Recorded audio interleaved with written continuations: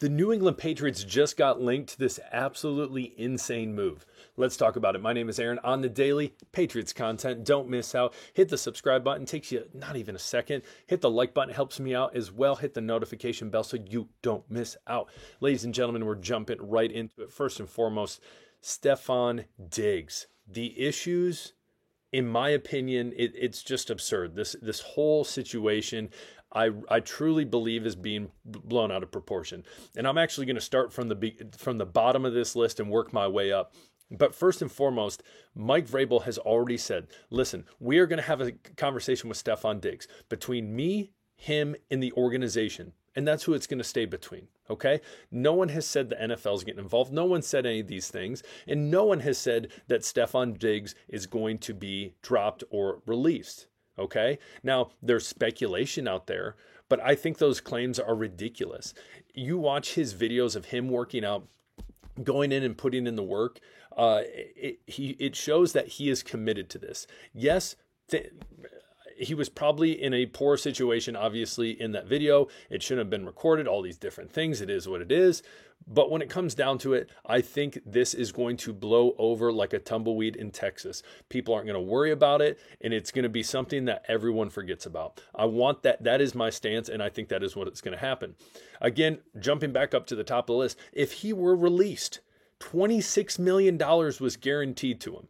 Now, a lot of people are saying, well, okay, the Patriots, that was kind of a safeguard on them where, hey, after the first season, if he wasn't great, boom, they can cut ties. It's not the end of the world. There's a lot of top tier wide receivers that probably were in that range. Again, we talked about T. Higgins before he ended up being franchise tagged by the Cincinnati Bengals. His price tag was upper 20s, if not low 30s. And so again, $26 million, I guess you would just say it is what it is. Me and you would not say that because obviously that is life-changing money. But are they just going to part with $26 million before we even get to training camp? And they're just like, all right, we don't want to deal with this. And one of the other accusations is it's not just the whole boat incident, but it's the fact that he is a diva.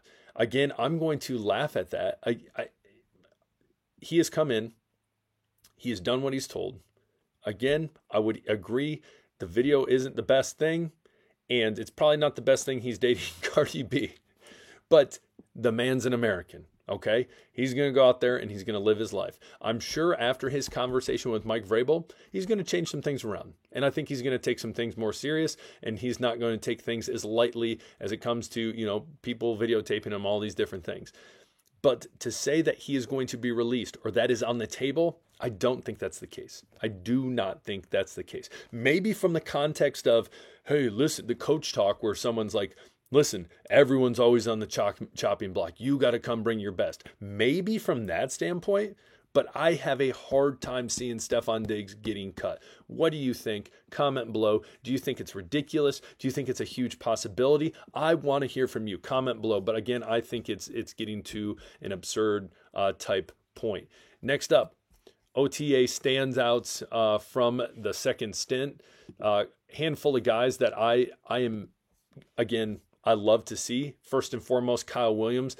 Love it. Washington State guy. We know he has been hyped up as one of those deep vertical threats, taking the top off the defense. It's good to see him doing well. It's good to see a wide receiver in general doing well. And again, I would add in again, looking at Stefon Diggs and his workouts and what he's been doing and saying, listen, I want to come back better than I ever was. Again, there's a lot of hype there. There's a chip on his shoulder. I think he wants to prove people wrong. Kyle Williams knows the opportunity he has on this team in this wide receiver room where there's a lot of unproven players in the room. And listen, there's not a lot of room in there, and people will get cut. So he needs to elbow his way around and say, listen, I belong. And I think he's doing just that in OTAs. Milton Williams, we know that him and Mike Vrabel kind of had that kind of I don't want to say beef, because I don't believe it was a beef. It was just accountability, which is needed in a head coach and needed in a coach in general. But Milton Williams was called out, and I think since then he's stepped up and kind of taken that torch and saying, listen, I am a leader on this team, and I'm especially on this defense and on this defensive line that has a ton of potential, and I am going to take that role serious. So it's good seeing that as well. Keion White, apparently he's been doing as well playing defensive end. We know that in his defense with Covington, his first 2 years weren't ideal. He had flashes, but I think he was asked to do things that he didn't necessarily excel in. I think he is more a tried and true defensive end as opposed to an edge rusher. And you're like, well, Aaron, what's the difference? Standing essentially defensive end to linebacker. That would be the comparison. He is more a tried and true defensive end, and he's going to be able to play that position and hopefully flourish, as we've talked about, this interior defensive line being so good. And then on top of that, you have Harold Landry on the other side and other great defenders. So hopefully it's going to open up some opportunities for Keion White. I love, and we'll stick with defense real quick, Robert Spillane, again, coming from the Las Vegas Raiders and coming to the Patriots. It's good to see a guy that was a coveted linebacker come to the Patriots. Mike Vrabel wanted him and help lead this defense. It's great to see that he's doing well. And the thing I love is not only are younger guys stepping up to be leaders on this defense, but the Patriots and Mike Vrabel, something that hasn't been talked about a ton, is these guys that they signed from free agency also have a track record of being leaders in their organization, captains and whatnot. So that is awesome to see. Last and certainly not least, Land Larison, our guy out of UC Davis, the running back. His OTA performance has only been positive for him, and he has been capitalizing on the fact the time that obviously TreVeyon Henderson wasn't there the first day, and then when Ramondre Stevenson wasn't, unfortunate, he was dealing with a family matter, and so he was not there as well. So capitalizing on that. And we talked about that maybe last week where we had a video on Land Larison. But again, he is one of those undrafted free agents that I think more and more is proving he is going to be a valuable asset on the 53-man roster. But the question will become, okay, of the running back, would they keep 4 running backs? Would they keep Ramondre Stevenson, TreVeyon Henderson, Antonio Gibson, Land Larison? And then fullback in Brock Lamb. What is that going to look like?